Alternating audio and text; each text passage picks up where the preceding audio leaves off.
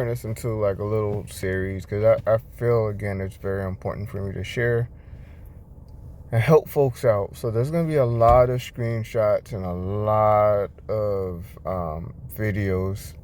They're not going to be long, but they're definitely going to be helpful to a lot of people. I went down a rabbit hole of Uber, gave it a try. It actually started years ago, but I never tried it because I didn't need to or have to. I was actually working with a company that was working with Uber, and what we were trying to do is fix the issue for Uber drivers, because sometimes the routes would actually put the driver behind shopping centers and not in front, the storefront where they need to be. So it piqued my interest because I found out a lot of things. I was able to speak with drivers. I was able to speak with internal people and see a lot of the issues. Some I was able to fix. Some I transferred over to a whole different project with a whole different tech company. So a few months ago, I started hearing about a lot of issues again. And even just recently, within the last weeks, about how Uber drivers was, trying to go on strike and so forth and so on. Now, I travel a lot, and we're going to take it back a little bit. Last year, I was in Los Angeles. I spent a few months in Los Angeles, and the first time I flew in, my hotel was less than a mile away. Less than a mile away. It was actually walking distance. Now, the reason I didn't walk is because that very same day that I was flying into Los Angeles last year, some of you might be able to recall it. It was raining, but it was also the earthquake had hit, and we were in the air. The earthquake hit. It was raining, so I didn't want to go walk to the hotel, get soaking wet, get my bags wet. So I decided to take an Uber. This Uber, less than a mile, took 40 minutes. And that's not including the time I had to walk to their stupid Uber station, whatever the hell it is. So that was annoying. And then I had to wait 40 minutes. That was annoying. But then what was really the kicker is I had to pay $67 to go less than a mile away. Walking distance. I had to pay $67. It wasn't making any sense. So it started getting my brain ticking again.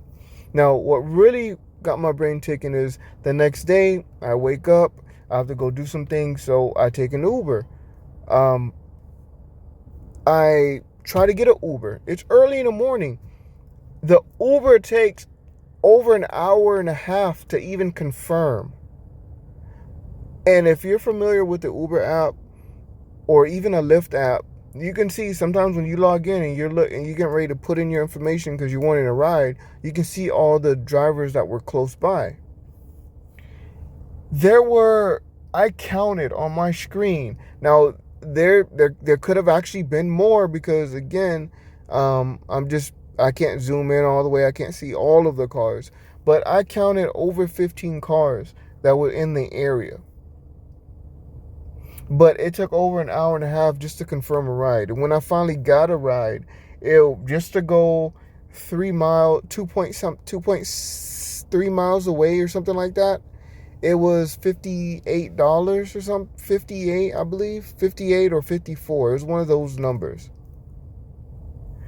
So when I finally got the driver, I was talking to the driver. I was like, man, I seen a whole bunch of cars. And he was telling me how they have the cars just sitting there. Like there's hundreds and hundreds of drivers just sitting there in the overflow or waiting lot. And I was like, at the airport. And I was like, that's so stupid. So again, I got my brain ticking. I wasn't working on the project anymore, but I did share some of that information with someone else that I knew that was working on some things with them. I don't know what came of it, but with all these recent issues, it really got me wondering. And I just so happened to be in Miami from the end of last year to the beginning of this year, which is 2024. I was getting ready to rent a car and actually drive home. I didn't want to take the plane. I was going to drive home. So I'm at a rental car agency. The rental car agency so happens to be one that's connected with Uber. I had no idea, but just talking to another driver, or I didn't know he was a driver. I just thought he was renting a car, and then I found out he was a driver. He was telling me about like how much it is to actually rent a car for a whole week and just all kinds of stuff. And he was telling me the numbers, and I was doing the math. I was like, that makes no sense. Like, yes, it may be a little cheaper, but it actually makes no sense because a lot of these drivers are having to pay $300 plus dollars and sometimes $400 a week for a rental car. And if you've ever done Uber, which I now have and I understand, that is a huge hit to the profits just to make a little bit of money. So I was like, let me. So I canceled my ride home, and I tried to get and I tried to do Uber within my rental, but my rental was just a regular rental. It wasn't through the Uber program because I didn't have Uber. I have that account, but I wasn't signed up as a driver or anything. So there's actually a workaround. It only works once, and it only works in the beginning if you try it. But if you can actually use a rental car that you rented and do Uber Eats until they make you verify your car information. So if for anyone that wants to know that's a little hack for you. So that's what I did. For the first week, I just went ahead and used that. Now, I'm still using it now because I was going to do it for a week, and I wound up extending it for a month because I started seeing and finding out more information. And I don't want this video to be too long, but behind this video is going to be the first video I post. Now, it's not the first video I did, so it may sound out of order because it is, but this is the first video I'm going to post because this is the intro, and I want you guys to know where I'm coming from. So from now on, there will be videos about certain topics because I really want to discourage as many people as possible to not do Uber for so many reasons.